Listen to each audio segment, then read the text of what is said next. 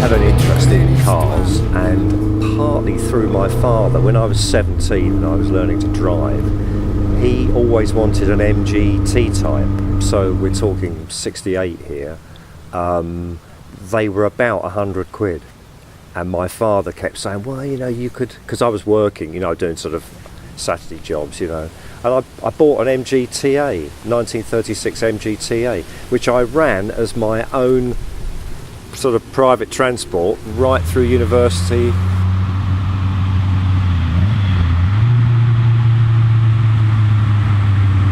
Because I had a Porsche 912, which in the late 70s, which I ended up having to sell to put central heating in a house that I'd bought.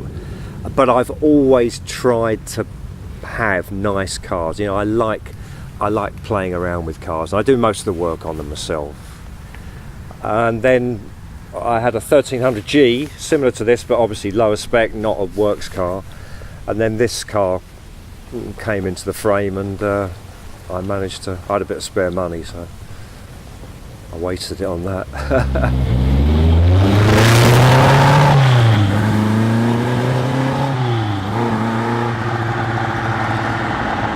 I'd seen this car for sale in Classic and Sports Car magazine, advertised from America by someone who was sort of trading in cars, I think.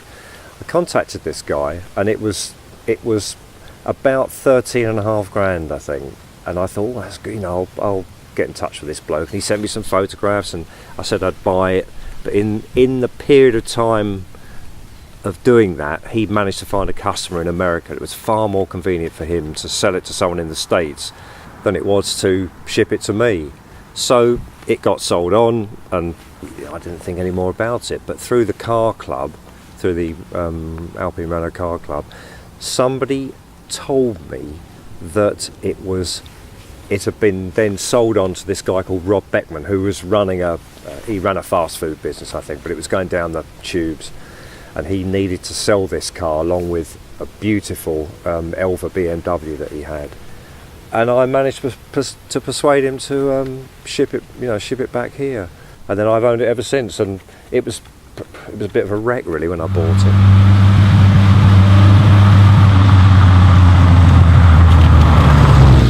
It left the factory on the 16th of September 1969, and it was bought by one of the works drivers, a guy called Michel Vial, from the factory, who wanted to compete in the 1969 Tour de France automobile. But by that stage, Alpine had spent their year's works budget, so they didn't have a works team in the 1969 Tour de France automobile. So this guy and Claude Andruet, who won the World Rally Championship and won the Monte Carlo Rally a couple of times, I think, he did all the driving, and I think Vial drove the car between the different events on the Tour de France race. So that's what it was built for. It was built specifically for the 1969 Tour de France automobile.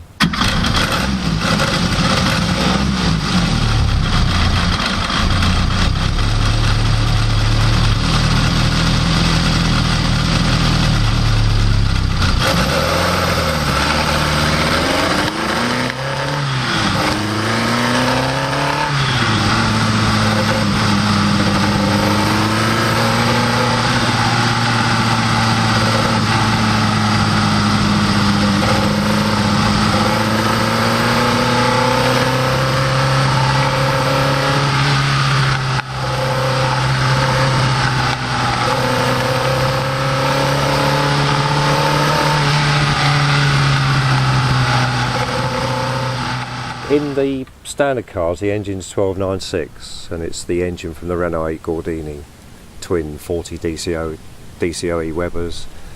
This engine is slightly different, but on the factory spec sheet it says 1330 cc's, and a friend of mine in the car club has also told me that he thinks it might be an engine that was prepared very late in the 1300 series, which could have been up to 1400 cc's. It's a bit difficult to tell, but it's got step liners in it, so it's not standard on a 70mm bore, which is not the standard size.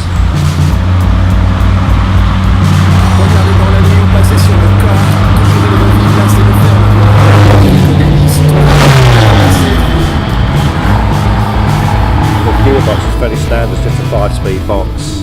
It's about 100 bhp at the wheels. I think the spec, factory spec, is 130, but it weighs nothing. You know, they're supposed to weigh about 680 kilos.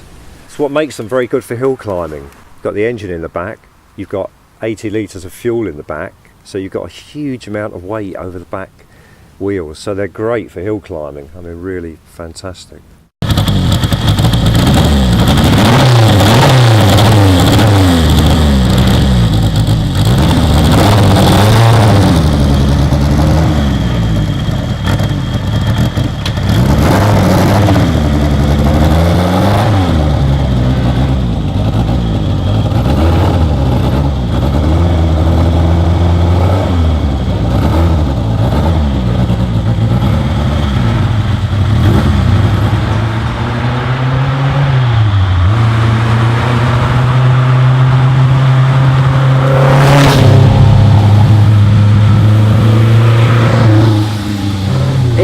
Beautiful to drive. I love it. Yeah, it's you know, of the cars I've had, it's probably the most exciting car, and it gets a lot of attention, which is very nice. You know, we all like to be looked at, I suppose.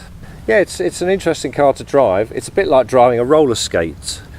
The suspension's pretty hard. The steering is incredibly direct. The gearbox is not the smoothest I've driven, but it's okay. But it responds quite nicely. I mean, it picks up well, and you wouldn't want to be driving it for more than a couple of hours really, and then you need to stop and start again. And when these guys raced it in 1969, I don't know, it must have been horrendous, I should think. But I'm an old man now, you know. I need a bit of comfort.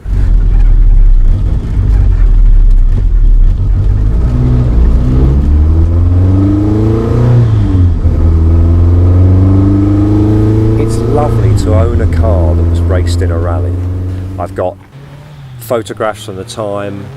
I've even in the last couple of years, I managed to contact the guy who raced the car, and I have a letter from him saying, you know, he's glad that someone's got it, and he sent me his last 3 photographs that he had of the car from when he was racing it. Some rally cars are very raw, but this to me is one of the prettiest rally cars that's ever been made, and from that point of view, that's probably why I want to own it. You know, it's just so delightful to look at. They was really successful rally cars, and for something like that so successful to be so pretty, it's quite unusual. It's the thing that I waste my money on. Even just looking at it gives me great joy, but these are just so nice, and from that point of view, yeah, that's one of the reasons why I like owning it. It is my pride and joy, yeah, very much so.